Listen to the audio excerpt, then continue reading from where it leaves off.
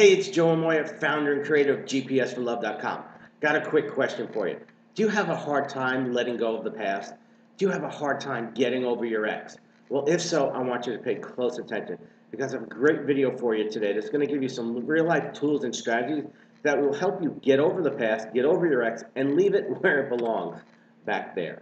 So you want to start off by understanding that we've all got past, every single one of us. Every person walking this planet has had some emotional pain, some emotional devastation, yes, and some of us have had it worse than others, but have had this emotional devastation which is so bad that it really affects how we go forward in life.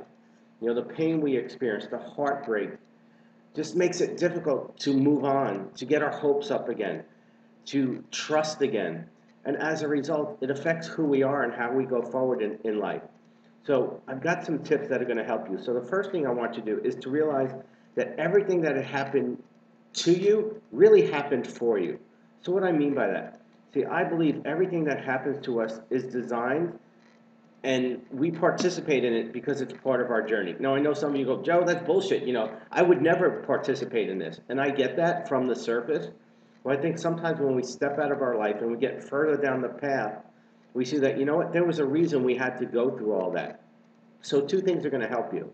The first is to look at your past and your ex as a gift.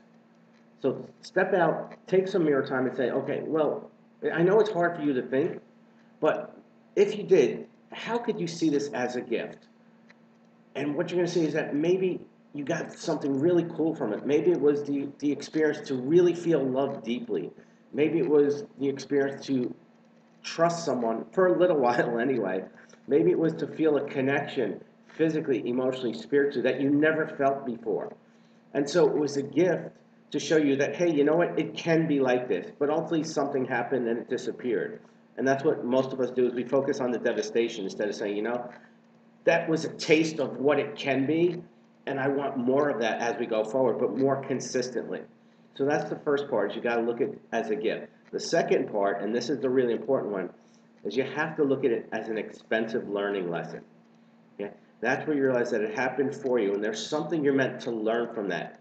So after, you know, walking away from engagement with my ex 28 days before we get married, it was actually 4 weeks, I applied these principles, and it helped me to see what I had to learn, what I had to do differently.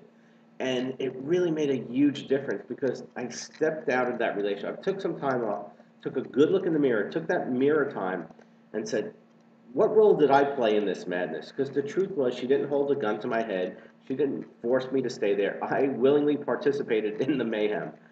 And so by doing that and looking at it as an expensive learning lesson, I saw exactly what I needed to do differently.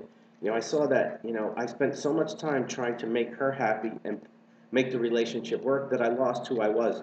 I put my needs on the back burner. So I realized, nope, can't do that again. And when I looked at it and I got real honest, I said, you know what, I jump into the relationship. You know, the chemistry, all that fun, all that excitement was great in the beginning. But I really didn't see, is this the kind of person that I was looking for? Were we really compatible? And because she was telling me what I wanted to hear, I didn't listen to my gut. So there were a lot of things that I learned from that experience that made me realize that I can't do that again. I got to do some things differently going forward.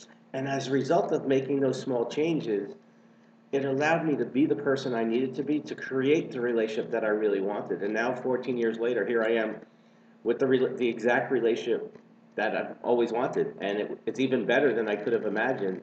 But because I looked at my past as a gift and an expensive learning lesson as well. So that's your homework today. Okay, that's my gift to you, is to take this video, really take some mirror time, get real honest with yourself. Look at your past, you know, look at your exes who screwed you over. And again, this isn't taking them off the hook. This isn't saying that what they did was cool. But seeing what role you played in the madness. You know, did you stay there much longer than you should? Did you ignore the red flags? You know, just take responsibility. It doesn't mean blaming yourself. It doesn't mean beating yourself up. Because the reality is you did the best you could with what you had in that moment. But the key is to learn from that, make those changes so you can go forward and have that relationship you desire and deserve. So I'd love to hear from you. You know, let's be honest. Do you have a hard time letting go of your past and getting over your ex because you're playing the role of victim? You're blaming him for how he screwed you over. Are you beating yourself up? Why beat yourself up? What you did, you didn't do intentionally. So even if you made really bad choices and decisions, you did it because you thought that was best in that moment. But now, hopefully, you've grown, you've learned, you're going to do some things differently. And then see how you can apply these two rules to your love life in going forward. And then once you do that, go ahead and put your comments, questions, and feedback in the box below. As always, honor and privilege to be with you. I'll see you next time. Much love.